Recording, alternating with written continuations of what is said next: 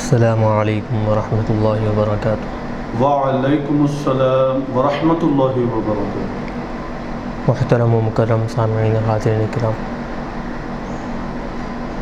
الحمدللہ جامعہ انواریہ کے زیر اہتمام مختلف کتابوں کی آڈیو اور ویڈیو ریکارڈنگ کا سلسلہ جاری ہے۔ تفسیر جلالین کی ریکارڈنگ کا سلسلہ ہم نے شروع کیا تھا۔ الحمدللہ پچھلے درس میں پارے 28 مکمل ہوا، پارے 29 سورہ ملک کا پہلا رکوع ہم پچھلے درس میں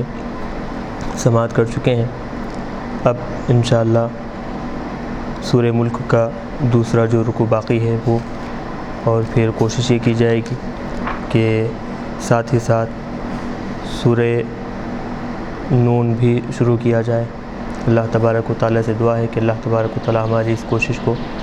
اخلاص کے ساتھ جاری رکھنے کی توفیق عطا فرمائے اور ہمارے اس عمل کو دارین میں نجات کا ذریعہ بنائے۔ پچھلے درس میں سورہ ملک کے آغاز میں بات ہوئی تھی کہ اللہ تبارک و تعالیٰ سب سے پہلے اپنی قدرت کاملہ کا تذکرہ فرما رہے ہیں، اور ساتھ ہی ساتھ اللہ کی مخلوقات کیا کیا ہیں، کس انداز میں ہیں، ان کا تذکرہ کیا گیا۔ پھر اس کے بعد آسمانوں کی خوبصورتی کے بارے میں، اور ساتھ ہی ساتھ یہ کافروں کا جو معاملہ، جو انجام کار آخرت میں ہوگا، اس پر گفتگو ہوئی۔ اور پھر اس کے بعد آخر میں اللہ تبارک و تعالیٰ نیک لوگوں کا جو تذکرہ ہے، نیک لوگ ان کا انجام کار کیا ہوگا، دنیا میں وہ کیسے زندگی گزاریں گے، اس پر گفتگو ہوئی۔ آج کے درس میں پھر آغاز ہو رہا ہے وہی تسلسل کہ اللہ تبارک و تعالیٰ اپنے مخلوقات کے بارے میں بیان فرما رہے ہیں کہ ہم نے زمین کو ایسے انداز میں بنایا، آسمان کو ایسی خوبصورتی دے کر ہم نے سجایا، اور پھر مختلف قسم کے عمدہ اور انوکھی مخلوقات ہم نے بنائے۔ یہ ساری چیزوں کا تذکرہ آج کے درس میں اللہ تبارک و تعالیٰ بیان فرما رہے ہیں۔ هو الذی جعل لکم الارض ذلولا، وہی وہ ذات ہے کہ جس نے تمہارے لیے زمین کو ذلول کہتے ہیں سہولت والی، آسانی والی، نہ بالکل سخت کہ آدمی اس پر چل ہی نہ سکے، نہ بالکل اتنی نرم کہ آدمی اگر پیر رکھے تو اس کے اندر دھس جائے، ایسی نہیں، بلکہ بالکل درمیانی درجے کی اللہ تبارک و تعالیٰ زمین بنایا ہے۔ نہ سختی ہے، نہ بالکل نرمی ہے، پیر اگر رکھے تو آرام سے آدمی چل سکتا ہے، سکون سے ایک مقام سے دوسرے مقام گزر سکتا ہے۔ سہلتاً للمشی فیہا، یعنی اس زمین میں چلنا انتہائی آسان اور سہولت سے ہے۔ فامشوا فی مناکبہا، بس اے لوگو تم اس زمین کے جو راستے ہیں اس میں چلو۔ وکلوا من رزقہ، اور اللہ تبارک و تعالیٰ کا جو رزق ہے، المخلوق لاجلکم، جو رزق کے تمہارے لیے پیدا کیا گیا ہے،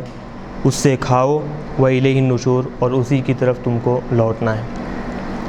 اب اس آیت میں جو الفاظ استعمال ہوئے ہیں وہ دیکھیں کہ مناکب، منکبن کی جمع ہے مناکب، اصل کہتے ہیں یہ آدمی کے مونڈے جو ہوا کرتے ہیں اس کے لیے استعمال ہوتا ہے۔ مراد یہاں پر جانب، طرف، اور تفسیر میں یہاں جو استعمال ہوا ہے وہ راستے کے معنی میں یہاں لیے جائیں گے۔ وإلیہ النشور، اور اسی کی طرف تم کو دوبارہ زندہ ہونا ہے۔ من القبور، خبروں سے نکل کر تم کو اسی کی طرف جانا ہے جزا اور سزا کے لیے۔ تو اب اس آیت میں اللہ تبارک و تعالیٰ 3 چیزوں کا تذکرہ کیے ہیں۔ پہلی چیز تو یہ زمین کی پیداوار، ایک دوسری چیز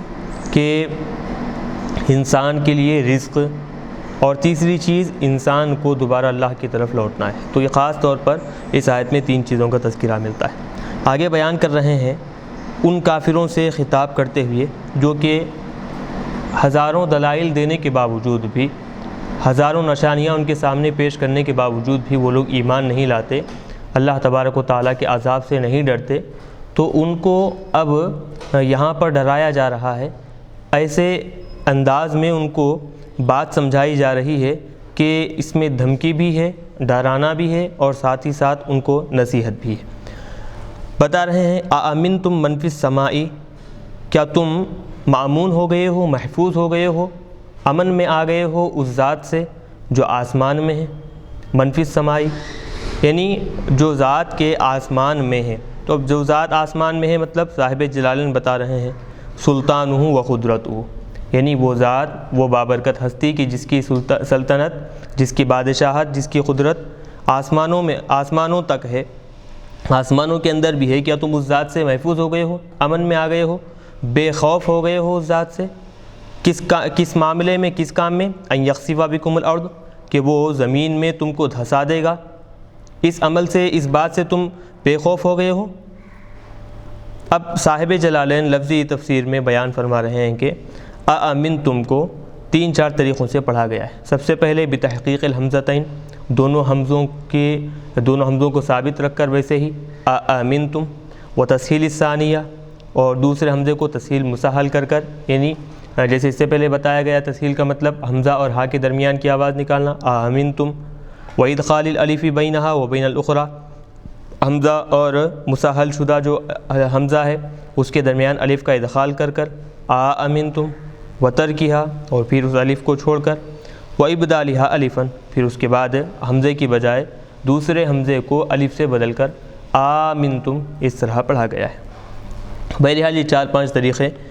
آمن تم کے پڑھنے میں اختیار کیے گئے ہیں. ان یخسف بکم الارض کی ترکیب بتا رہے ہیں کہ من فی السماء میں جو من ہے وہ مبدل منہ ہے، ان یخسف بکم یہ اس سے بدل بن کر واقع ہو رہا ہے. یعنی ترجمہ کیا ہوگا؟ کیا تم بے خوف ہو گئے ہو اس ذات سے بے خوف ہو گئے ہو، یعنی اس ذات کے اس عمل سے کہ وہ تم کو زمین میں دھسا دے گا، زمین میں خسف کر دے گا، جیسے سابقہ امتوں کو عذاب کے طور پر خسف کیا گیا. کیا تم اس سے محفوظ و معمون ہو گئے ہو؟ فَإِذَا هِيَ تَمُورُ، بس جب وہ اس طرح کرے گا، یعنی تم کو زمین میں دھسائے گا، تو فَإِذَا هِيَ تَمُورُ، وہ زمین کیا ہو جائے گی؟ بالکل متحرک ہونے لگے گی، حرکت میں آ جائے گی. یعنی کہ جیسے زلزلہ اگر آتا ہے زمین پر تو جیسے حرکت آدمی زمین کے اندر آ جاتی ہے، تو جب تم کو اس زمین میں دھسا دے گا تو وہ زمین کی حالت بھی ایسی ہی ہوگی. تتحرک بکم، وہ تم کو لے کر حرکت میں آ جائے گی، متحرک ہوگی. وترتفع فوقکم، اور ساتھ ہی ساتھ وہ زمین تمہارے اوپر بلند ہو جائے گی. یعنی اس آیت میں اللہ تبارک و تعالیٰ دیکھیں کافروں کو خاص طور پر یہ دھمکی دی جا رہی ہے، یہ اس انداز میں ڈرایا جا رہا ہے کہ وہ ذات بابرکت جس کی سلطنت آسمانوں میں موجود ہے، زمین میں موجود ہے، وہ ہر چیز پر قادر ہے، قدرت رکھتا ہے. اگر وہ چاہے تو تم کو زمین میں دھسا بھی سکتا ہے. اگر زمین میں دھسائے تو زمین کا حال یہ ہوگا کہ وہ تم کو لے کر زمین متحرک ہوگی، تمہارے اوپر آئے گی، اس کے حکم کی منتظر رہے گی کہ اگر حکم دے گا زمین کو اوپر گر جانے کا تو فوری وہ تم کو اندر دھسا دے گی اور وہ اوپر سے گر جائے گی. یہ ایک بات ہے. تو اس میں دراصل ان کو دھمکایا جا رہا ہے کہ کیا تم اللہ کے اس عذاب سے محفوظ ہو گئے ہو، بے خوف ہو گئے ہو؟ آگے بتا رہے ہیں اسی تسلسل کو جاری رکھتے ہوئے امنتم من فی السماء ان یرسل علیکم حاصبا، یا پھر تم اس ذات بابرکت سے بے خوف ہو گئے ہو کہ وہ تم پر تیز تند ہوائیں بھیجے گا. ان یرسل علیکم حاصبا، حاصبا کہتے ہیں ایسی ہوائیں جو آندھی والی بھی ہوں اور ساتھ ہی ساتھ ایسی تیز ہو کہ اس ہوا میں کنکریاں بھی شامل ہو گئی، کنکریاں بھی وہ ہوا لے کر اڑے، ایسی ہوا کو حاصبہ کہتے ہیں. ریحن ترمیکم بالحسبہ، کہ کیا کرے وہ پھینک دے تم کو تمہارے اوپر حسبہ، چھوٹی چھوٹی کنکریوں کو. ام امنتم من فی السماء، تو اس آیت میں بتا رہے ہیں کہ وہ ذات اگر چاہے تو تم پر ایسی طوفانی ہوائیں بھیج سکتی ہے. وہ ذات بابرکت اگر چاہے تو ایسی ہوا کہ جس میں کنکریاں شامل ہوں بھیج سکتی ہے. کیا تم اس ذات سے بے خوف ہو گئے ہو، اس کے عذاب سے نڈر ہو گئے ہو؟ فَسَتَعْلَمُونَ، جب وہ عذاب تم پر آئے گا، عِنْدَ مُعَايَنَةِ الْعَذَابِ، عذاب جب دیکھو گے تو عذاب کے دیکھنے کے وقت تم جان لو گے کہ کیف نذیر، میرا ڈرانا کیسے تھا. ای بالانذاری بالعذاب، میرا عذاب سے جو ڈرانا تمہارے لیے تھا وہ کیسے انداز میں تھا کہ واقعی انہ حق، وہ ڈرانا میرا بالکل سچ تھا، لیکن تم نڈر بن گئے. اب جب تم عذاب کو دیکھو گے تو خود بخود تمہیں یقین ہو جائے گا کہ اللہ تبارک و تعالیٰ جو ڈراتا تھا ہمیں عذاب سے، وہ عذاب بالکل سچا تھا، اس کے واقع ہونے میں کسی قسم کا شک اور شبہ نہیں تھا۔ آگے بتا رہے ہیں وَلَقَدْ كَذَّبَ الَّذِينَ مِن قَبْلِهِمْ، تحقیق کے ان کافروں سے پہلے سابقہ امتوں میں سے بھی بہت سے جھٹلانے والے لوگ گزرے ہیں۔ کذب الذین من قبلہم، ان کافروں سے پہلے بہت سے لوگ گزرے ہیں، کذبا جنہوں نے جھٹلایا ہے، بہت سے امتیوں نے جھٹلایا ہے، فکیف کان نکیر، بس میرا کیسے انکار ہو سکتا ہے، کیسے انکار ہو سکتا ہے، مطلب یہ کہ اب اس میں یہاں پر بہت سی چیزیں محفوظ ہیں۔ کیا ہے محذوف؟ بتا رہے ہیں کہ سابقہ امتوں میں سے بہت سارے لوگ عذاب کا انکار کیے، میں نے ان کو عذاب سے نہیں بچایا، انکار کرنے کی وجہ سے میں ان کو عذاب میں مبتلا کیا ہوں، عذاب دیا ہوں، تو وہ انکار کیے، ان کو عذاب دیا گیا، یہ بھی انکار کر رہے ہیں، تو ان کو عذاب میں کیسے نہیں دوں گا، یہ مطلب نکلتا ہے فکیف کان نکیر، ای انکاری علیہم، میرا ان پر انکار کیسے ہو سکتا ہے، بالتکذیب عند اہلاکہم، ان کو ہلاک کرنے کے وقت جھٹلانے کے ذریعے سے، ان کے جھٹلانے کی وجہ سے ان کو ہلاک کرنے کے معاملے میں میں ان سے کیسے نکیر کر سکتا ہوں، یعنی جب انبیاء کرام کو یہ لوگ جھٹلائے ہیں، یہ جو کفار ہیں، خاص طور پر کفار مکہ جو حضور کو جھٹلائے ہیں، اللہ کی نشانیوں کو جھٹلائے ہیں اور نامناسب الفاظ حضور کے بارے میں اور قرآن پاک کے بارے میں، اللہ کے بارے میں کہے ہیں، تو اس کی وجہ سے میں ان کو کیسے ہلاک نہیں کروں گا،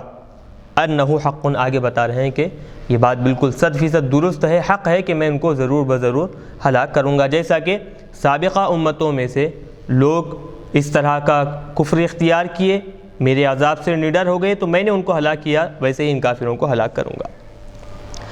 اب یہاں پر اسی تسلسل کو کہ پچھلی آیتوں میں جیسے اللہ تبارک و تعالیٰ اپنی قدرت کی ایک ایک نشانیوں کا تذکرہ کر رہا ہے، تو یہاں پر بھی ایک نشانی کا تذکرہ ہے، وہ یہ پہلے اس کے مفہوم کو سمجھ لیں کہ پرندوں کو جب ہم آسمان میں دیکھتے ہیں تو کبھی پرندے اپنے پروں کو مارتے ہوئے ہوا میں روکتے ہیں، کبھی وہ اپنے پروں کو بغیر مارے کے ویسے ہی روکتے ہیں لیکن ہوا میں رکے ہوئے ہوتے ہیں، فضا میں رکے ہوئے ہوتے ہیں۔ تو اب یہ جو قدرت ہے اس کے بارے میں اللہ تبارک و تعالیٰ بیان فرما رہے ہیں کہ یہ ہوا میں بغیر پر مارے کے جو پرندے رکتے ہیں، ان کو کون روکے رکھا ہے، یا پھر پر مارتے ہوئے جو ہوا میں رکتے ہیں یا پھر ایک مقام سے دوسرے مقام پر جاتے ہیں، تو ان کو کون روکے رکھا ہے اور جانے کی صلاحیت ان کے اندر کس نے بنائی ہے۔ تو آگے اس میں خود بیان کریں گے کہ رحمان اللہ تبارک و تعالیٰ ہی ہے جو ان پرندوں کو اس انداز میں رکے رہنے کی طاقت عطا فرمایا ہے۔ چنانچہ اب دیکھیں، اولم یروا الی الطیر، کیا وہ لوگ نہیں دیکھتے پرندے کی طرف، فوقہم، جو ان کے اوپر، فی الہواء، ہوا میں، صافات، صف بستہ کھڑے ہوئے ہیں، صف بستہ مطلب باسطات اجنحتہن، اپنے پروں کو، جناح اجنحۃ، اپنے پروں کو پھیلائے ہوئے وہ پرندے رکے ہوئے ہیں۔ ایک تو پرندے پر پھیلائے ہوئے ہیں، وَيَقْبِضْنَ، اور کبھی کیا کرتے ہیں وہ پرندے اپنے پروں کو بالکل سکیڑ لیتے ہیں، قریب کر لیتے ہیں، اجنحتہن بعد البسط، پر پھیلانے کے بعد ان پروں کو بالکل سکیڑ لیتے ہیں، قابضات، مطلب دو حالتیں، یا تو اپنے پروں کو پھیلا کر رکے ہوئے ہیں یا پھر اپنے پروں کو بالکل قریب کر سکڑ کر ویسے ہی رکے ہوئے ہیں۔ تو اب ان لوگوں کو غور کرنا چاہیے، ما یمسکہن عن الوقوع فی حال البسط والقبض، جب پرندے پر پھیلائے ہوئے ہیں یا پھر پرندے بالکل پر پھیلائے بغیر پروں کو قریب کر لیے ہیں، تو ان دونوں حالتوں میں زمین پر گرنے سے ان پرندوں کو کون روکے رکھا ہے؟ بتا رہے ہیں کہ ان کو کسی ذات نے روکے نہیں رکھا، الا الرحمن، مگر رحمان نے، یعنی اللہ تبارک و تعالیٰ نے ان پرندوں کو اس حالت میں روکے رکھا ہے، کس کام سے؟ کہ وہ زمین پر نہ گریں۔ کیسے؟ بقدرت ہی، اپنی قدرت کاملہ کے ذریعے سے۔ انہ بکل شیء بصیر، بے شک وہی ہر چیز کو دیکھنے والا ہے۔ المعنی، مطلب یہ کہ لم یستدلوا بثبوت الطیر فی الہواء علی قدرتنا، مطلب اب اس آیت کا، یہ آیت بیان کرنے کے بعد مفہوم کیا ہے اس کا بیان کر رہے ہیں کہ وہ کافر ہوا میں جو پرندے رکے ہوئے ہیں، ہوا میں پرندے جو ثابت ہے رکے ہوئے ہیں، اس کو دیکھ کر ہماری قدرت پر اس کو دلیل نہیں سمجھے، ان پرندوں کی اس حالت کو دیکھ کر وہ لوگ یہ نہیں سمجھے کہ یہ اللہ تبارک و تعالیٰ کی قدرت ہے اور اللہ تبارک و تعالیٰ کی قدرت کی یہ دلیل ہے، اس طرح وہ لوگ نہیں سمجھے کہ ان نفعل بہم ما تقدم، ہم خاص طور پر اس چیز کو دیکھ کر یہ بھی نہیں سمجھ سکے کہ ہم مذکورہ کافروں کے ساتھ، یعنی ان کافروں سے پہلے جو لوگ گزرے ہیں، جو امتیں گزرے ہیں، ان کے ساتھ جیسے ہم نے برتاؤ کیا، ان کافروں کے ساتھ بھی ہم ویسے ہی برتاؤ کریں گے۔ وہ لوگ اس بات سے استدلال نہیں کیے، دلیل نہیں پکڑے، ان نفعل بہم ما تقدم وغیرہ من العذاب، عذاب کی مختلف طریقے سے، جو مختلف طریقوں سے ہم نے سابقہ کافر امتوں کو عذاب دیا ہے، وہی طریقے سے ہم عذاب دیں گے، قدرت رکھتے ہیں ہم عذاب دینے پر، اس سے وہ لوگ استدلال نہیں کیے۔ مطلب یہ کہ خلاصہ اس میں بتانا یہ چاہتے ہیں کہ پرندے جو بغیر پر ہلائے یا پھر ہلاتے ہوئے ہوا میں رکے ہوئے ہیں، وہ لوگ اس پرندوں کی اس حالت کو دیکھ کر یہ نہیں سمجھے کہ اللہ کی کیسی قدرت ہے کہ وہ پرندوں کو کیسے ایسی حالت میں روکے رکھا ہے بغیر کسی سہارے کے۔ یہ ہوئی جب قدرت پر ان کو دلیل ہوتی، وہ بات سمجھ جاتے، تو یہ بات بھی سمجھ میں آتی کہ کافر سابقہ امتوں کے جیسے کافر تھے، اللہ نے ان کو جیسے عذاب دیا، ہمیں بھی اللہ تبارک و تعالیٰ ویسے عذاب دے گا۔ تو وہ لوگ اس طرح اللہ کی اس قدرت کو دیکھ کر دلیل نہیں پکڑے، اس سے استدلال حاصل نہیں کیے۔ اب اسی مفہوم کو کافروں کی طرف منسوب کرتے ہوئے کہ آخر کافر کس چیز سے محفوظ ہو گئے ہیں؟ کیا کافر کے پاس کوئی بڑی طاقت ہے جو اللہ تبارک و تعالیٰ سے بھی بڑھ کر طاقتور ہو؟ یا پھر کافر کے پاس کوئی ایسا رازق ہے، رزق دینے والا ہے کہ اگر اللہ تبارک و تعالیٰ رزق روک دے تو وہ دوسرا رازق وہ ان کافروں کو رزق دے گا؟ اس انداز میں اب یہاں کافروں کو سرزنش کی جا رہی ہے۔ امن ھذا الذی ھو جند لکم، یا کون ہے وہ جو تمہارا مددگار ہے، تمہارا لشکر ہے۔ اب یہ ترکیبی طور پر بتا رہے ہیں کہ من مبتدا ہے، ھذا اس کی خبر ہے، یعنی کون ہے وہ ذات جو ھذا الذی ھو جند لکم، جو تمہارا لشکر ہے، جو تمہارا مددگار ہے، ینصرکم من دون الرحمن، رحمان کے علاوہ، رحمان کو چھوڑ کر جو تمہاری مدد کر سکے۔ مطلب یہ کہ اللہ کے علاوہ تمہاری مدد کرنے والا کیا کوئی لشکر ہے اللہ کے مقابلے میں؟ کیا کوئی مددگار ہے تمہارا اللہ کے مقابلے میں؟ تو اب اس کو یہاں پر دیکھیں بتا رہے ہیں ترکیب میں، من مبتدا ہے، ھذا اس کی خبر ہے، اور لیکن ھذا خبر ہونے سے پہلے آگے کی ترکیب کو بھی جاری رکھ رہے ہیں، الذی، یہ بدل بن رہا ہے کس سے؟ من، ھذا، تو اب یہ من مبتدا سے بدل بن رہا ہے، ھو جند لکم، اور یہ ھو جند لکم یہ کیا ہے؟ پورا جملہ مل کر صلہ بنے گا الذی اس میں موصول کا، ینصرکم صفت جند، اب یہ جو آگے ینصرکم کا لفظ آیا ہے وہ کیا ہے؟ لفظ جندن کی صفت بن کر واقع ہوا ہے۔ تو اب دیکھیں من مبتدا ہے، ھذا یہ خبر ہے، لیکن خبر ہونے سے پہلے مبدل منہ ہے، الذی اس کا بدل ہے، اور الذی پہلے اس میں موصول، ھو جند لکم میں یہ پورا جملہ مل کر کیا بن رہا ہے؟ یہ صلہ بن رہا ہے الذی اس میں موصول کا، الذی اس میں موصول اپنے صلے سے مل کر کیا بنے گا؟ ھذا مبتدا بدل مبدل منہ کا یہ بدل بن جائے گا، پھر اس کے بعد مبتدا کی یہ خبر بن جائے گا۔ ینصرکم جندن جو موصوف ہے اس کی یہ خبر اس کی یہ صفت بن رہا ہے۔ تو تمہارے کوئی ایسا لشکر تمہارے ساتھ ہے جو اللہ کے علاوہ تمہارا مددگار ہو، ای غیرہ یعنی اللہ کے سوا، یدفع عنکم عذابہ، وہ کیسا مددگار ہو کہ تم سے تمہارے عذاب کو، جو اللہ تبارک و تعالیٰ کی طرف سے تم پر عذاب آ رہا ہے، اس عذاب کو روک سکتا ہو؟ کیا کوئی ایسا مددگار ہے تمہارا؟ بتا رہے ہیں لا ناصر لکم، تمہارا ایسا کوئی مددگار نہیں ہے۔ اب پھر جب مددگار نہیں ہے تو کافروں کا یہ معاملہ کیوں ہے؟ کافر ایسے کیوں بے خوف ہو گئے ہیں؟ بتا رہے ہیں ان الکافرون الا فی غرور، کافر نہیں ہیں مگر صرف اور صرف دھوکے میں، غرہم الشیطان، شیطان نے ان کو دھوکے میں رکھا ہے، دھوکے میں ڈال دیا ہے کہ بِأَنَّ الْعَذَابَ لَا يَنزِلُ بِهِمْ، کہ ان پر عذاب اللہ تبارک و تعالیٰ کی طرف سے نازل نہیں ہوگا۔ بس شیطان کے اس دھوکے میں پڑھ کر وہ اللہ کے عذاب سے بے خوف ہو گئے ہیں۔ آگے اسی تسلسل کو جاری رکھ رہے ہیں کہ امن ھذا الذی یرزقکم ان امسک رزقہ، اگر رحمان اللہ تبارک و تعالیٰ اپنے رزق کو روک دے، تم تک رزق اللہ تبارک و تعالیٰ نہ پہنچائے، تو کون ہے جو تم کو رزق دے سکتا ہے؟ رزق کو روکنا مطلب المطر عنکم،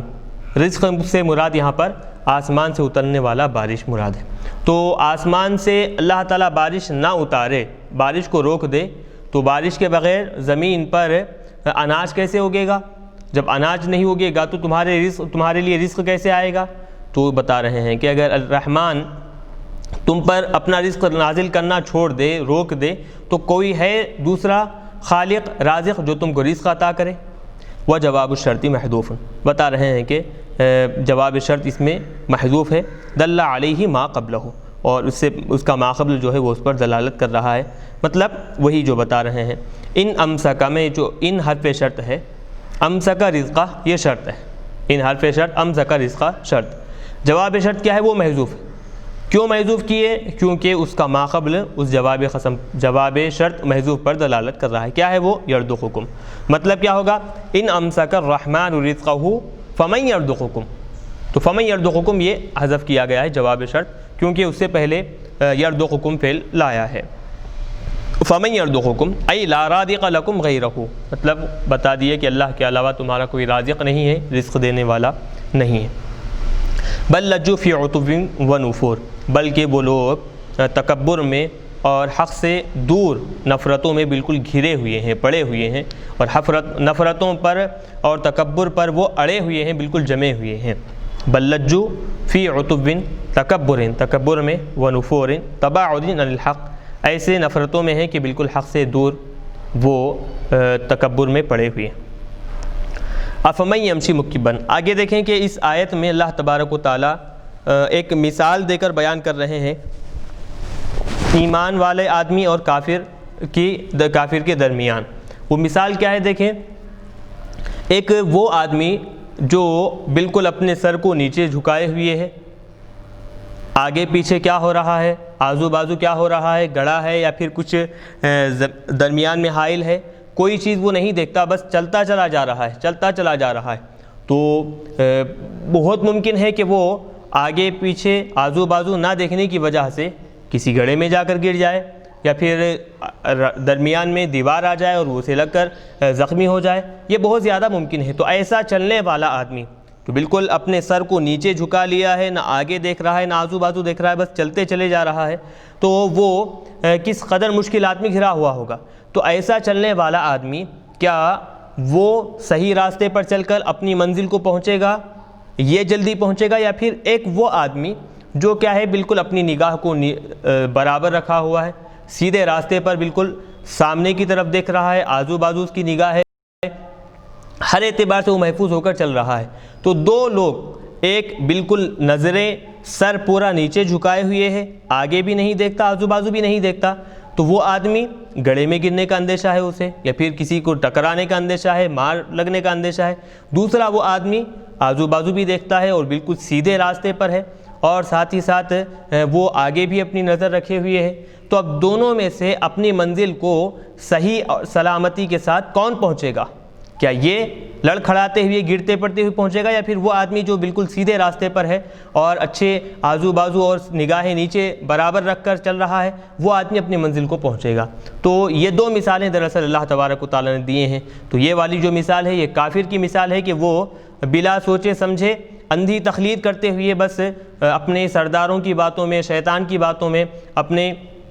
جو پجاری ہیں ان کی باتوں میں آ کر وہ زندگی گزارتے ہوئے چلے جا رہے ہیں، اور پھر یہ مسلمان ہیں کہ بالکل سیدھے راستے پر، صراط مستقیم پر ہے، ان کے سامنے اللہ تبارک و تعالیٰ کی ایک ایک نشانی موجود ہے، ان نشانیوں کے ذریعے سے وہ سیدھے مقام پر، سیدھے راستے پر چل کر اپنے منزل مقصود تک پہنچنے والے ہیں۔ تو یہ دو مثالیں، ایک کافر کی ہے اور یہ ایمان والوں کی مثالیں اللہ تبارک و تعالیٰ نے یہاں پر بیان فرمائی۔ چلیے اب بتا رہے ہیں، افمن یمشی مکبن علی وجہہ، کیا وہ شخص جو اپنے چہرے کے بل گرا ہوا ہے، مکبن واقعاً علی وجہہ، اپنے چہرے کے بل گرا ہوا ہے، اہدا، وہ زیادہ ہدایت یافتہ ہے، مطلب صحیح راستے پر ہے، ام، یا پھر وہ آدمی من یمشی سویاً، جو بالکل درمیانی انداز میں چلتا ہے، صحیح طریقے سے اعتدال والی راہ پر چلتا ہے، علی صراط مستقیم، صراط مستقیم پر چلتا ہے۔ تو دونوں میں سے کون صحیح راستے پر ہے اور کون صحیح راہ اختیار کیے ہوئے ہے؟ تو اب یہاں پر ترکیب بتا رہے ہیں کہ دیکھیں افمن یمشی مکبا علی وجہہ احدا، تو بہرحال احدا یہ من یمشی مکبا علی وجہہ کی خبر بن گئی تھی، بعد میں پھر من یمشی سویا علی صراط مستقیم، یہ پورا کیا ہے من یمشی سویا علی صراط مستقیم مبتدا ہے، لیکن اس کی خبر یہاں پر ذکر نہیں کی گئی ہے بلکہ حذف کر دی گئی ہے۔ کیوں؟ کیونکہ پہلے والا جو افمن میں من ہے اس کی جو خبر ہے احدا، اس کی بھی وہی خبر ہے، یعنی دونوں کی خبر ایک ہونے کی وجہ سے ایک خبر کو رکھ کر دوسری خبر کو حذف کر دیا گیا ہے۔ تو بتا رہے ہیں وخبر من الثانیتی، دوسرا جو من ہے من یمشی میں، اس من کی خبر محذوف ہے، دل علیہ خبر الاولی، پہلے والے من کی خبر اس پر دلالت کر رہی ہے، کیا ہے وہ؟ ای احدا، یعنی وہ آدمی جو کیا ہے بالکل اپنے چہرے کے بل چل رہا ہے وہ زیادہ ہدایت یافتہ ہے، یا پھر جو صحیح راستے پر چل کر اعتدال والی راہ اختیار کیے ہوئے وہ صحیح راستے پر ہے۔ والمثل فی المؤمن والکافر، اب یہاں پر جو مثال پیش کی گئی ہے ایمان والے اور کافر کے درمیان مثال پیش کی گئی ہے کہ ایہما علی ھدی، کون ان میں سے ہدایت پر گامزن ہے، ہدایت کی راہ کو اختیار کیے ہوئے۔ یہ سارے دلائل، یہ سارے قدرتیں اور یہ پھر مخلوقات کا تذکرہ کرنے کے بعد ایک کے بعد ایک آج کا درس جہاں سے شروع ہوا خاص طور پر وہاں سے کافروں کے سامنے ایک ایک بات کھول کر بیان کی گئی تھی، اور پھر سوالیہ انداز میں ان سے پوچھا گیا تھا کہ یہ کون بنایا ہے، اس کا خالق کون ہے، اور پھر آسمان سے رزق نازل کرنے والا کون ہے، پرندوں کو ہوا میں بغیر سہارے کی رکائے ہوئے کون ہے، رزق دینے والا کون ہے، وغیرہ وغیرہ۔ یہ ساری چیزیں آج کے درس میں جہاں سے شروع ہوئی ہیں پوری سوالیہ انداز میں اللہ تبارک و تعالیٰ نے کافروں کے سامنے ایک ایک چیز بیان کی۔ پھر اس کے بعد اب بتا رہے ہیں کہ قل، اے حبیب آپ کہہ دیجئے، یعنی یہ ساری کی ساری باتیں ان کے سامنے سوالیہ انداز میں کہنے کے بعد اگر وہ اس کا جواب نہ دیں تو آپ کہہ دیجئے هو الذی انشأکم، وہی وہ ذات ہے کہ جس نے تم کو پیدا فرمایا ہے، وجعل لکم السمع والابصار والافئدہ، اور اس ذات بابرکت نے تمہارے لیے سماعت، بصارت اور دلوں کو پیدا فرمایا، لیکن بہت ہی کم لوگ تم میں سے ایسے ہیں جو شکر بجا لاتے ہیں، قلیلا ما تشکرون، بہت کم لوگ، قلیلا ما جو صفت لائی گئی ہے وہ قلت کو بتانے کے لیے کہ بہت ہی کم لوگ شکر بجا لاتے ہیں تم میں سے۔ اب یہاں پر دیکھیں ما مزید زائدہ ہے، والجملۃ مستانفۃ، یہ قلیلا ما تشکرون یہ جملہ مستانفہ ہے، کیوں لایا گیا ہے؟ ان کے درمیان ان نعمتوں پر، یہ جو نعمتیں اللہ تبارک و تعالیٰ نے عطا کیے ہیں کہ سماعت، بصارت، دل، یہ ساری چیزیں جو اللہ تبارک و تعالیٰ نے ان کو عطا کی ہیں، وہ لوگ ان میں سے ان نعمتوں پر بہت ہی کم لوگ شکر گزار ہیں، اللہ تبارک و تعالیٰ کا شکر بجا لاتے ہیں۔ اس بات کو بتانے کے لیے جملہ مستانفہ یہاں پر لایا گیا ہے۔ والجملۃ مستانفۃ مخبرۃ، اس بات کی خبر دینے والا ہے بقلت شکرہم جدا، ان میں کے بہت ہی کم لوگ شکر گزار ہیں علی ہذہ النعم، ان نعمتوں پر، ان سے ہذہ سے مراد یہ سمع، ابصار، افئدہ یہ مراد لیں گے۔ قل، اے حبیب صلی اللہ علیہ وسلم آپ کہہ دیجئے، هو الذی ذرأکم فی الارض، وہی وہ ذات ہے کہ جس نے تمہارے لیے یا پھر تم کو زمین میں پیدا کیا، ذرأکم ای خلقکم فی الارض، زمین میں پیدا کیا، وإلیہ تحشرون للحساب، اور اسی کی طرف تم کو حساب و کتاب کے لیے جمع کیا جائے گا، دوبارہ زندہ کیا جائے گا۔ ویقولون للمؤمنین، وہ کافر ایمان والوں سے بار بار پوچھتے جاتے ہیں کہ متی ھذا الوعد، یہ جو بار بار اے ایمان والو تم ہم سے کہتے ہو کہ اگر تم نہ مانو گے تو حساب و کتاب ہوگا، قیامت کا دن قائم ہوگا، اس کے بعد عذاب دیا جائے گا، یہ جو بار بار یہ حساب و کتاب کے دن کا تم وعدہ کرتے جاتے ہو، متی ھذا الوعد، یہ وعدہ حشر نشر کا، جو دوبارہ زندہ ہونا ہے، جمع ہونا ہے، پھر ہر ایک کا حساب و کتاب ہونا ہے، یہ جو وعدہ کرتے جاتے ہو آخر یہ کب ہوگا؟ متی ھذا الوعد، یہ وعدہ کب پورا ہوگا؟ ان کنتم صادقین فیہ، اے ایمان والو اگر تم واقعی اس معاملے میں، اس وعدے میں سچے ہو تو یہ وعدہ آخر پورا کیوں نہیں ہو رہا ہے؟ وہ لوگ اس طرح ایمان والوں سے خطاب کیا کرتے ہیں اور بار بار اس حشر نشر کے بارے میں ان سے سوال کرتے ہیں۔ تو اے حبیب صلی اللہ علیہ وسلم آپ اس بات کی اطلاع دیجئے ایمان والوں کو، انما العلم عند اللہ، کہ یہ جو حساب و کتاب کے دن کا معاملہ ہے، دوبارہ زندہ ہونے کا جو معاملہ ہے، جو وقت ہے وہ اللہ کے پاس ہے، وہی جانتا ہے کہ وہ دوبارہ زندہ ہونے کا وقت کب آئے گا اور حساب و کتاب کب لیا جائے گا، قیامت کا دن کب قائم ہوگا، اللہ تبارک و تعالیٰ کو اس کا علم ہے۔ انما العلم بمجیئہ، اس وقت کے آنے کا علم تو اللہ تبارک و تعالیٰ کے پاس ہی ہے، اللہ کے پاس ہے۔ وَإِنَّمَا أَنَا نَذِيرٌ مُّبِينٌ، اب رہا میرا کام، میں کھلے انداز میں تم لوگوں کو ڈراتا ہوں، عذاب الہی سے تم بچ جاؤ اور سیدھے راستے پر آ جاؤ تو یہ تمہارے لیے انتہائی مفید کام ہوگا۔ بَيِّنُ الْإِنذار، واضح انداز میں تم کو ڈرانے والا ہوں۔ فَلَمَّا رَأَوْهُ، پس جب وہ لوگ، وہ کافر دنیا میں بار بار یہ دعویٰ کر رہے ہیں اور کہتے جا رہے ہیں کہ آخر عذاب کب آئے گا، حشر نشر کا یہ جو معاملہ ہے یہ کب ہوگا، دوبارہ زندہ ہونے کا یہ جو معاملہ ہے کب ہوگا، قیامت کب قائم ہوگی، دنیا میں تو یہ بار بار کہتے چلے جاتے ہیں، لیکن فلما رأوہ، جب وہ لوگ اپنی آنکھوں سے عذاب کو دیکھ لیں گے دوبارہ زندہ ہونے کے بعد، کیسا دیکھیں گے وہ بھی؟ بالکل زلفتن، عذاب بالکل ان کے قریب ہوگا۔ تو جب آنکھوں سے عذاب کو دیکھیں گے کہ عذاب بالکل قریب ہے تو سیئت وجوہ الذین کفروا، کافروں کے چہرے انتہائی کالے ہو جائیں گے، یعنی کافر اس عذاب کو انتہائی ناپسندیدہ کرنے والے ہو جائیں گے۔ کیوں؟ کیونکہ وقت سے پہلے، وقت رہتے ان کو عذاب سے ڈرایا گیا تھا لیکن وہ اس کا مذاق اڑاتے تھے اور ڈرانے والوں کو جھٹلاتے تھے۔ اب جب اپنی آنکھوں سے وہ دیکھ رہے ہیں عذاب بالکل سامنے آ چکا ہے تو اب ان کی حالت بالکل افسوسناک ہو گئی ہے، وہ کفِ افسوس مل رہے ہیں کہ کاش ہم وقت سے پہلے ہم ہدایت حاصل کرتے تو آج یہ عذاب ہم کو اپنے دامن میں نہ لیتا۔ اس طرح وہ افسوس کرتے رہیں گے اور ان کے چہرے بالکل سیاہ ہو جائیں گے، کالے ہو جائیں گے۔ وقیلا، اور پھر ان سے کہا جائے گا، ای قال الخزنۃ لہم، جہنم کے جو داروغہ ہیں، جو ذمہ دار فرشتے ہیں، وہ ان کافروں سے کہیں گے کہ ھذا العذاب الذی، یہی عذاب ہے، الذی کنتم بہ، کہ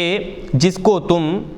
بانذارہ، اس کے ڈرانے کی وجہ سے تم کیا کرتے تھے، تدعون، اس بات کا دعویٰ کرتے تھے کہ انہم لا تبعثون، انکم لا تبعثون، کہ تم کو دوبارہ زندہ نہیں کیا جائے گا۔ یعنی وہاں جب کافروں کو جہنم کی آگ میں ڈالا جائے گا تو کافروں سے فرشتے جو وہاں مقرر ہیں وہ لوگ کہیں گے کہ دیکھو جس عذاب کے ڈرانے کی وجہ سے تم جھٹلاتے تھے، عذاب سے بچتے تھے، جھوٹا ثابت کرتے تھے اور اس بات کا دعویٰ کرتے تھے کہ دوبارہ زندہ ہونا ہی نہیں ہے، یہی موت ہے ہماری، یہی اختتام ہے، دوبارہ زندگی نہیں ہے، حساب و کتاب نہیں ہے، جو کہا کرتے تھے، انکار کرتے تھے عذاب کا، اب دیکھو یہی عذاب ہے جس کا تم دنیا میں انکار کرتے تھے، نفی کیا کرتے تھے۔ اب یہاں پر دیکھیں سوال پیدا ہو رہا ہے کہ سیئت ماضی کا صیغہ ہے، قیلا ماضی کا صیغہ ہے، حالانکہ یہ جو معاملہ ہونے والا ہے، جو جہنم کے فرشتے کافروں سے کہیں گے تو یہ فرشتے آخرت میں جب دنیا بالکل ختم ہو جائے گی تو جہنم میں داخل ہونے سے پہلے ان سے اس طرح کا کلام کریں گے، تو مطلب وہی کہ معاملہ ابھی ہوا نہیں ہے، فرشتوں کا یہ جو سوال کرنے کا طریقہ ہے وہ ابھی ہوا نہیں ہے بلکہ آگے مستقبل میں ہونے والا ہے، تو مستقبل میں ہونے والے کام کے لیے ماضی سے استعمال کیا گیا ہے، قیلا کہہ کر استعمال کیا گیا ہے، تو وہی جواب جو اس سے پہلے دیا گیا کہ جس کام کے ہونے میں، جس کام کے واقع ہونے میں کسی قسم کا شک اور شبہ نہ ہو، وہ ہر حال میں آگے والے زمانے میں واقع ہو کر رہے گا، تو اس کو مستقبل کے صیغے کی بجائے ماضی کے صیغے سے تعبیر کیا جاتا ہے۔ یہاں پر بھی وہی کہ یقولون کی بجائے قیلا کا لفظ یہاں پر استعمال کیا گیا ہے، تو اس کو بتا رہے ہیں وہذہ حکایت حال، یہ حکایت حال کے طور پر استعمال ہوا ہے۔ تأتی، جو وہ کون سی حالت ہے، وہ اب حالت گزری ہوئی نہیں ہے یا پھر وہ اب چل نہیں رہی ہے بلکہ آگے آنے والے زمانے میں قیامت کے وقت، قیامت کے دن میں وہ حالت آئے گی، اس کو یہاں پر بیان کیا گیا ہے۔ عبر عنہا بطریق المضی، اس واقعے کو، اس حکایت کو کیسے انداز میں، ماضی کے طریقے پر، ماضی کے انداز میں تعبیر کیا گیا ہے۔ کیوں؟ لتحقق وقوعها، اس کے واقع ہونے میں بالکل کسی قسم کا شک اور شبہ نہیں ہے، ہر حال میں 100% اس کو واقع ہو کر رہنا ہے، تو اسی لیے اگرچہ کام آنے والے زمانے میں ہونے والا ہو لیکن ماضی سے اس کو تعبیر کیا گیا ہے۔ قل، اے حبیب صلی اللہ علیہ وسلم آپ ان سے کہیے، ارأیتم ان اہلکنی اللہ، تم مجھے بتاؤ، تم مجھے اس بات کی اطلاع دو کہ اگر لو بالفرض اللہ تبارک و تعالیٰ مجھے ہلاک کر دے، ان اہلکنی اللہ، اگر اللہ تبارک و تعالیٰ مجھے ہلاک کر دے، ومن معی، اور جو لوگ میرے ساتھ ہیں یعنی ایمان والوں کو، مجھے اور ایمان والوں کو اگر اللہ تبارک و تعالیٰ بھی عذاب ہی اپنا عذاب نازل کر کر اگر ہم دونوں کو ایمان والوں کو اور مجھے اگر ہلاک کر دے، جیسا کہ تم بھی یہی چاہتے ہو، کما تقصدون، جیسا کہ تمہارا ارادہ بھی یہی ہے کہ اللہ کا عذاب ہم پر نازل ہو اور ہم ختم ہو جائیں، تم یہی چاہتے ہو، لیکن اگر لو بالفرض ہم ہلاک ہو جائیں یا اور رحیمانہ یا اللہ تبارک و تعالیٰ ہم پر رحم کرے، فلم یعذبنا، وہ ہم کو عذاب میں مبتلا نہ کرے، یعنی چاہے مجھے ہو یا پھر ایمان والوں کو ہو، اگر اللہ تبارک و تعالیٰ ہلاک کر دے یا اللہ تبارک و تعالیٰ ہلاک کیے بغیر ہم کو عذاب سے محفوظ رکھے اور ہم پر رحمت نازل کرے، فمن یجیر الکافرین من عذاب علیم، مطلب یہ کہ ہمارا محافظ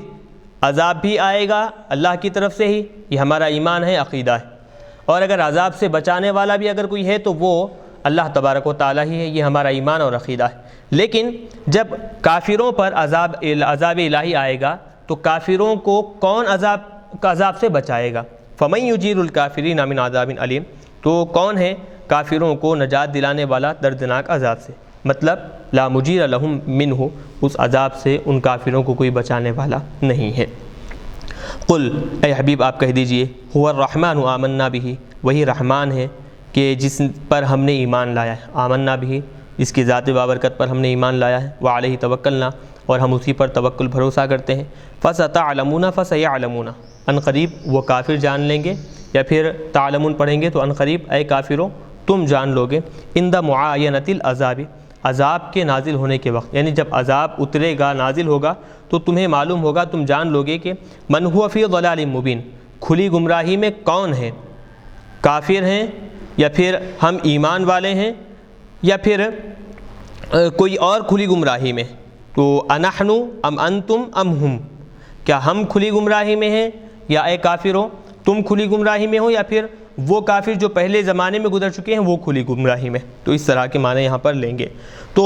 جب عذاب الہی اترے گا، عذاب اللہ کی طرف سے آئے گا تو خود بخود بات کھل جائے گی اور یہ سمجھ میں آ جائے گا کہ جو کافر ہے عذاب ان پر اترا ہے، اور جو ماننے والے ہیں اللہ تبارک و تعالی نے ان کو عذاب سے بالکل محفوظ کر دیا ہے۔ قل، اے حبیب صلی اللہ علیہ وسلم آپ کہہ دیجئے، ارأیتم ان اصبح ماؤکم غورا، آپ مجھے اس بات کی اطلاع دیجئے، اے لوگو تم مجھے اس بات کی اطلاع دو کہ ان اصبح ماؤکم غورا، اگر تمہارا پانی یعنی تمہارے چشموں کا پانی یا پھر زمین کا پانی، غوراً، غور یعنی غور کہتے ہیں ایسے حالت کو کہ پانی سکڑ کر بالکل ایسے نچلے درجے پر پہنچ جانا کہ نہ آدمی کا ہاتھ اس پانی کو لے سکے اور نہ ہی آدمی کے پاس موجود جو ڈول ہے وہ ڈول اس کو پانی نکال کر دے سکے، تو پانی کا سوکھ کر بالکل نچلے درجے میں چلے جانا کہ کسی بھی حالت سے اس کو پانی حاصل نہ ہو سکے۔ تو اب بتا رہے ہیں کہ اگر تمہارا جو پانی ہے جسے تم پیتے ہو، زندگی گزارتے ہو، اگر وہ پانی زمین کے اندر بالکل اس کے تہہ کو پہنچ جائے، نچلے درجے میں پہنچ جائے، فمن یأتیکم بماء معین، تو پانی جو جاری ہونے والا ہے، معین جاری ہونے والا جو پانی ہے وہ تمہارے پاس کون لے کر آئے گا؟ زمین اگر پانی بالکل سوکھ جائے، زمین کا پانی اس کے تہہ کو پہنچ جائے تو تمہارے پاس پینے کے لیے پانی کون لے کر آئے گا؟ تنالہ الایدی، اس مقام پر کون لائے گا کہ اس پانی کو ہاتھ حاصل کریں، والدلاء، دلون دلاؤن، ڈول حاصل کریں، کمائکم، تمہارے اپنے پانی کی طرح، یعنی اب بتا رہے ہیں کہ تمہارے پاس جو پانی ہے تم اس کو ہاتھ سے لے سکتے ہو اور ساتھ ہی ساتھ یا پھر اپنی ڈول سے اس کو استعمال کر سکتے ہو، نکال سکتے ہو، لیکن اگر وہی پانی اللہ تبارک و تعالی سکھا کر بالکل پانی کو نیچے کر دے، نچلے درجے میں پہنچا دے کہ انسان کا ہاتھ بھی وہ پانی کو نہ لے سکے اور پھر انسان کے پاس موجود جو ڈول ہے وہ ڈول بھی وہ پانی کو نہ نکال سکے، تو کون ہے جو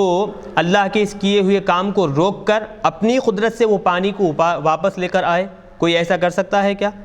ای لا یأتی بہ الا اللہ، بتا رہے ہیں کہ اللہ کے علاوہ کوئی وہ پانی کو دوبارہ واپس نہیں لا سکتا۔ جب اللہ کے علاوہ کوئی واپس نہیں لا سکتا تو فکیف تنکرون ان یبعثکم، بس تم اس کے اس عمل کو کیسے جھٹلا سکتے ہو، انکار کر سکتے ہو کہ جب وہ گئے ہوئے پانی کو، سوکھے ہوئے پانی کو دوبارہ واپس لا سکتا ہے تو ایک آدمی جو مر کر زمین کے اندر دفن ہے کیا اس کو دوبارہ زندہ نہیں کر سکتا؟ ایک چیز کا تم اقرار تو کرتے ہو لیکن مرنے کے بعد دوبارہ اٹھائے جانے کا تم کیسے انکار کرتے ہو؟ اب یہاں تک سورہ مکمل ہوا. آگے اس سورہ کے اختتام پر ایک بات بتا رہے ہیں، وہ یہ کہ وَيَسْتَحِبُّ أَن يَقُولَ الْقَارِئُ عَقِيبَ مَعِينٍ اللہ رب العالمین. اب یہ فَمَن يَأْتِيكُم بِمَاءٍ مَعِين کے بعد قاری تالی جو قرآن پاک کی تلاوت کرتا ہے اس کے لیے یہ بات مستحب ہے کہ معین کے فوری بعد کیا کہے؟ اللہ رب العالمین. اللہ رب العالمین یہ لفظ کہے. کیونکہ پچھلے آیتوں میں سوال کے ذریعے سے، سوال کے طور پر بار بار یہ چیزیں بیان کی جا رہی ہیں کہ یہ کام کون کر سکتا ہے اللہ کے علاوہ، یہ کام کون کر سکتا ہے اللہ کے علاوہ، مرنے کے بعد دوبارہ زندہ کون کر سکتا ہے اللہ کے علاوہ، زمین کا جو پانی تہہ کو پہنچ چکا ہے واپس کون لا سکتا ہے اللہ کے علاوہ. تو یہ ساری چیزیں بیان کیے ہیں سوالیہ انداز میں. تو جواب کے طور پر قاری جو تلاوت کر رہا ہے قرآن پاک کی وہ کہے اللہ رب العالمین. تو مطلب یہ ہوگا یہ سارے کام کوئی اور نہیں کر سکتا، اللہ رب العالمین ہی یہ کام انجام دینے کی طاقت ہے اس کے پاس، وہ قدرت رکھتا ہے، وہی انجام دے سکتا ہے. کما ورد فی الحدیث، جیسا کہ ایسا کہنے کا حکم حدیث پاک میں وارد ہوا ہے. وتلیت هذه الآیۃ. اب یہاں پر ایک مختصر سا واقعہ بیان کیا جا رہا ہے. یہاں ایک بات یاد رکھیں کہ اللہ کی جو قدرت کاملہ ہے، اللہ تبارک و تعالیٰ کی جو طاقت ہے، اگر کوئی آدمی اس قدرت اور طاقت کا مقابلہ کرنا چاہے،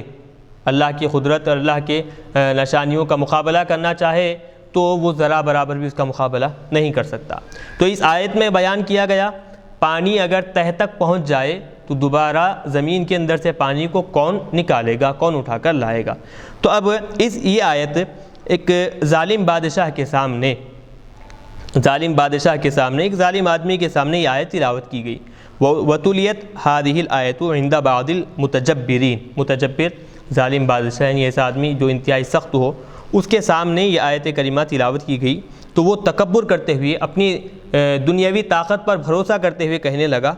پانی اگر زمین کے تہہ کو پہنچ گیا تو کیا ہوا؟ تأتی بہ الفؤوس والمعابل.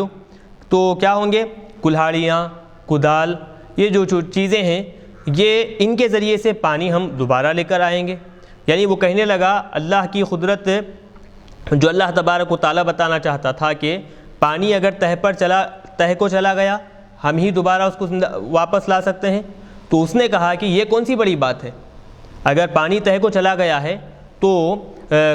کلہاڑی سے یا پھر کدال سے ہم کھودتے چلے جائیں گے، پانی پھر جو اندر ہے وہ واپس آ جائے گا، ہم اس کو دوبارہ استعمال کر سکتے ہیں. تو مطلب یہ کہ اپنی طاقت کو وہ بڑا سمجھنے لگا اللہ تبارک و تعالیٰ کی طاقت کے سامنے. تو فوراً اللہ تبارک و تعالیٰ نے کیسا انجام کیا اس کا دیکھیں. فَذَهَبَ مَاءُ عَيْنِهِ. اس کی آنکھ کے اندر جو پانی ہوا کرتا ہے وہ پانی اللہ تبارک و تعالیٰ فوری طور پر سکھا دیا. وَعَمِيَ. اور وہ وہیں پر وہ کیا ہے؟ اندھا ہو گیا. نعوذ باللہ من الجرأۃ علی اللہ تبارک و تعالیٰ وعلی آیاتہ. اللہ تبارک و تعالیٰ کے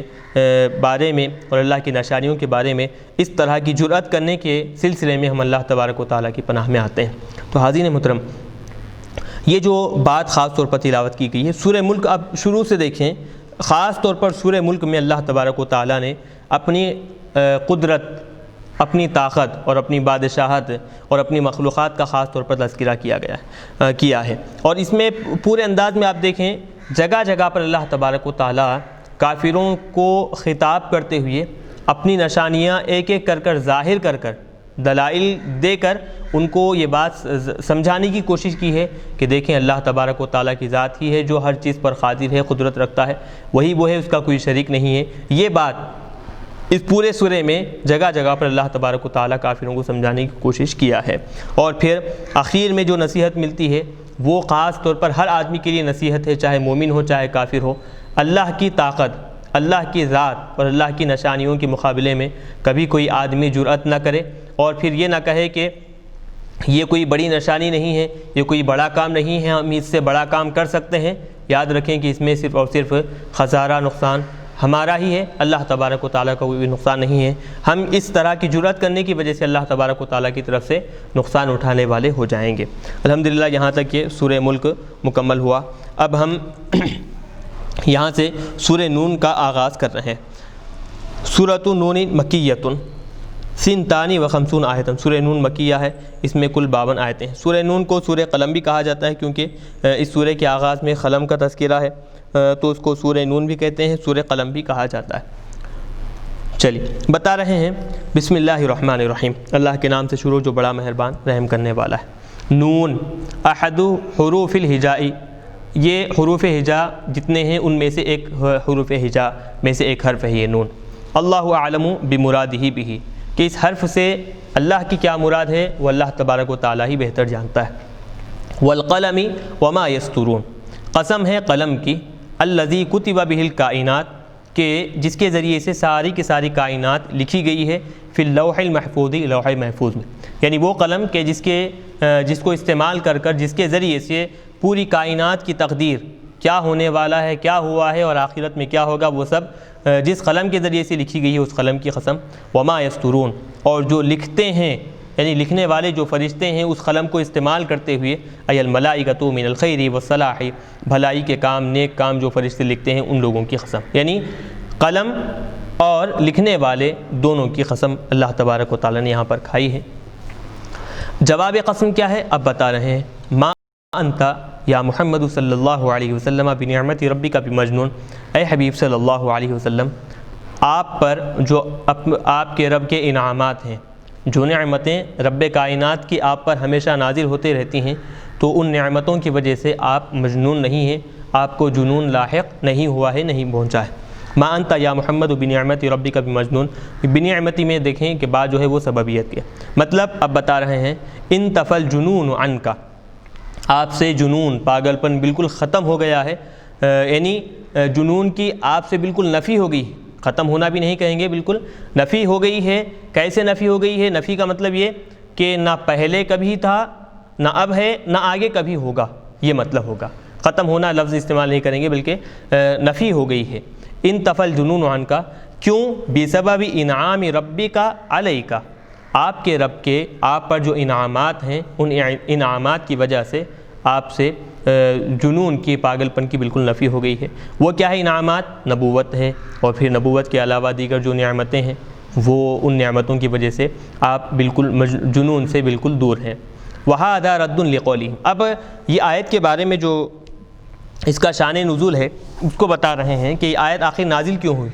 کافروں نے حضور پاک علیہ السلام کو، جیسے اس سے پہلے بھی بتایا گیا کہ حضور کو کبھی شاعر کہتے، کبھی کاہن کہتے، کبھی ساحر کہتے، کبھی مجنون کہہ کر وہ لوگ پکارا کرتے تھے۔ تو اللہ تبارک و تعالیٰ ان کافروں کے اس قول کا جواب دے رہا ہے جو حضور کو مجنون کہتے، تو قسم کھا کر کہہ رہے ہیں کہ ما انت بنعمت ربک بمجنون، کہ آپ کو کسی بھی اعتبار سے کسی بھی طور پر جنون لاحق نہیں ہوا ہے۔ ھذا رد لقولہم انہ لمجنون، کافر جو کہا کرتے تھے کہ حضور پاک علیہ السلام مجنون ہے، نعوذ باللہ من ذلک جنون لاحق ہوا ہے، تو ان کے اس قول کا رد ہے، اس میں جواب ہے کہ آپ ہرگز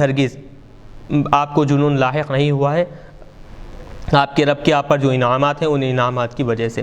وَإِنَّ لَكَ لَأَجْرًا غَيْرَ مَمْنُونٍ، اور بے شک آپ کے لیے ایسا اجر ہے جو کبھی ختم نہ ہوگا، کبھی ختم نہ ہونے والا اجر، غیر ممنون ای غیر مقطوع، کبھی ختم نہ ہونے والا اجر اللہ تبارک و تعالیٰ نے آپ کے لیے تیار کر رکھا ہے۔ وَإِنَّكَ لَعَلَىٰ خُلُقٍ عَظِيمٍ، اور بے شک اے حبیب صلی اللہ علیہ وسلم آپ خلق عظیم پر گامزن ہیں، آپ کی حیات طیبہ میں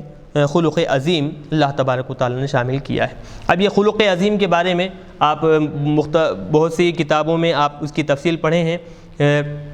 جو یہاں پر مفسرین بیان کرتے ہیں کہ خلق عظیم سے مراد ایسی اخلاق کہ ہر چیز احکام شرعیہ کی ہر چیز جس ذات میں موجود ہو اس ذات کو خلق عظیم کی حامل کہا جاتا ہے۔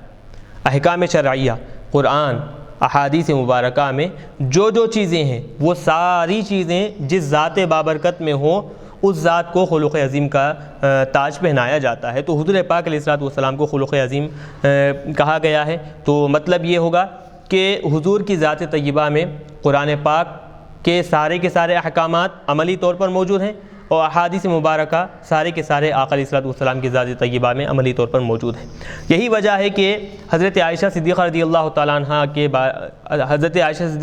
عنہ سے پوچھا گیا کہ آقا علیہ السلام کے اخلاق کریمانہ کیسے تھے، حضور کے اخلاق کیسے تھے، تو حضرت عائشہ نے کہا کہ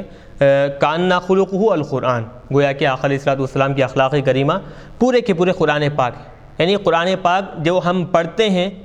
جو قرآنی احکامات ہیں، جو قرآن میں اخلاق بتائے گئے ہیں، وہ سارے احکامات، وہ سارے اخلاق کا عملی نمونہ حضور پاک علیہ الصلوۃ والسلام کی ذات طیبات ہے۔ تو بہرحال آقا علیہ الصلوۃ والسلام کو اللہ تبارک و تعالیٰ نے خلق عظیم جیسی اعلیٰ صفت دے کر روانہ فرمایا ہے۔ فَسَتُبْصِرُ وَيُبْصِرُونَ، ان قریب آپ بھی دیکھ لیں گے ان کے انجام کو، وَيُبْصِرُونَ، اور وہ بھی دیکھ لیں گے، بِأَيِّكُمُ الْمَفْتُونُ، کہ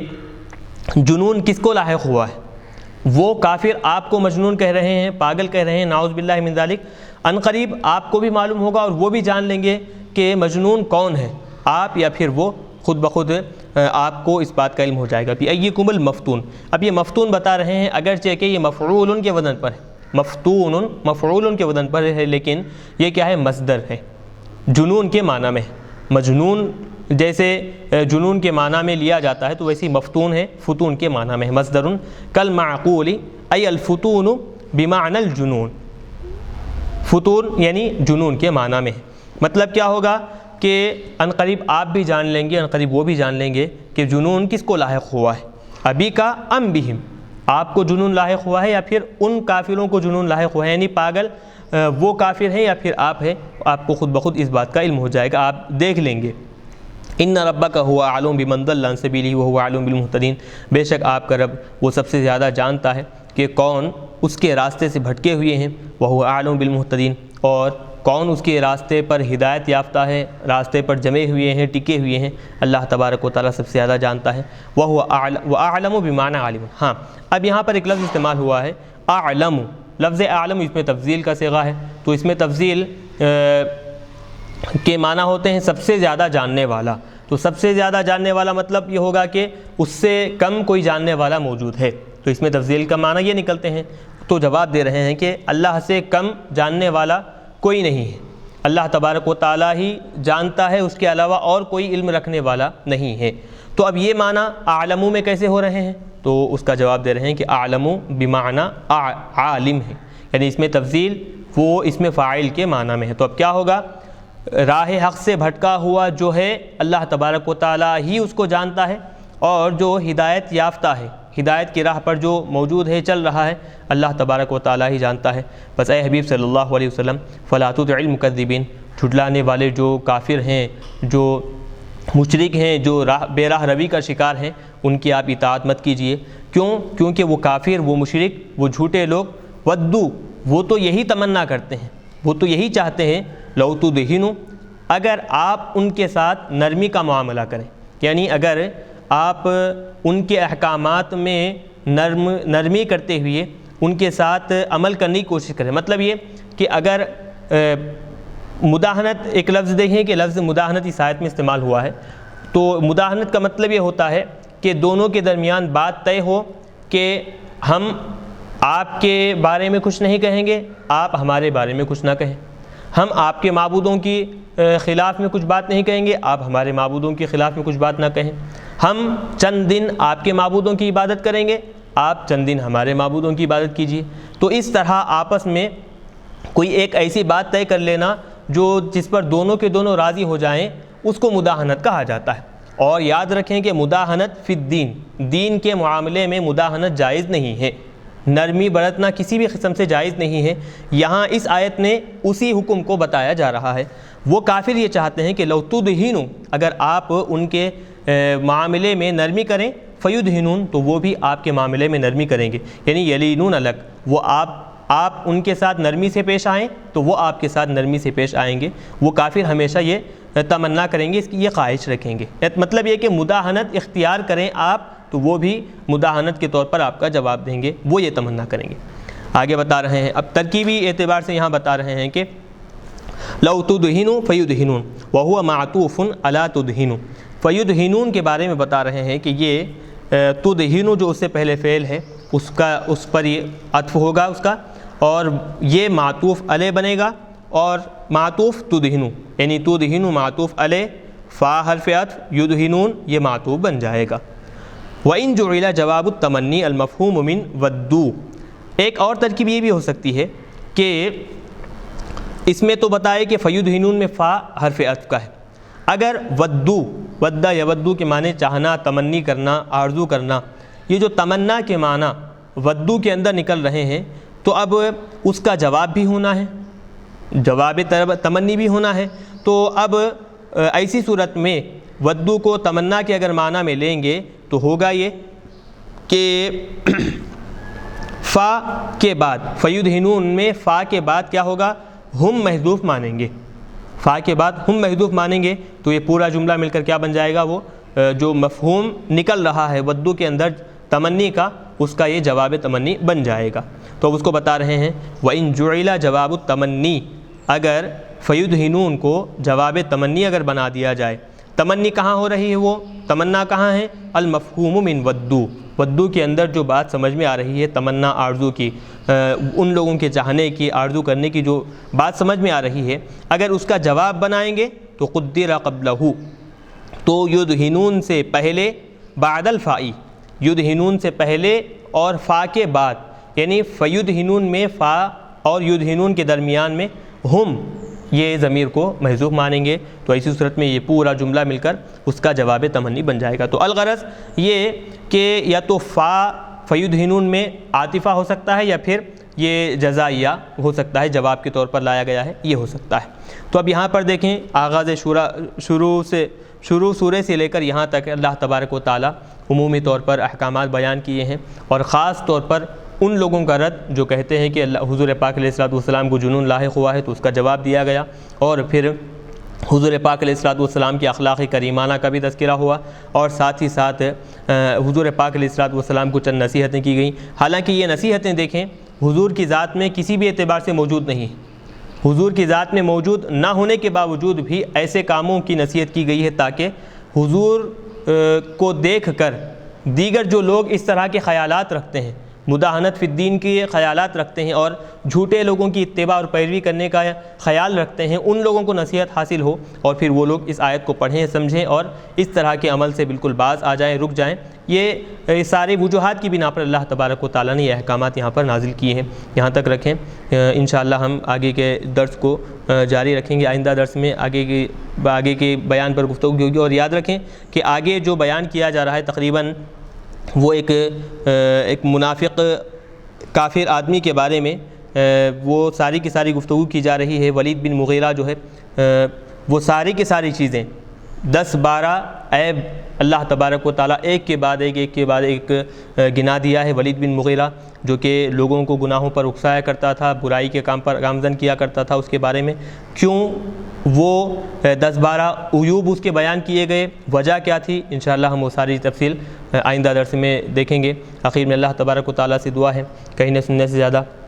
عمل کرنے کی توفیق عطا فرمائے، ہمارے اس عمل کو اخلاص کے ساتھ جاری کرنے کی توفیق عطا فرمائے، اور جو بھی حضرات اس میں جن اعتبار سے بھی تعاون کیے ہیں اللہ تبارک و تعالیٰ ان سب کو ان کے کاروبار میں ترقی عطا فرمائے، اور ان سب کے لیے یہ ریکارڈنگ اور پھر اس تفسیر کا یہ جو عمل اللہ تبارک و تعالیٰ ان سب کے لیے اور ہمارے لیے کامیابی اور کامرانی کا ذریعہ بنائے۔ وصلی اللہ تعالیٰ وسلم علی خیر خلقہ محمد وآلہ واصحابہ اجمعین برحمتک یا ارحم الراحمین والحمد للہ رب العالمین۔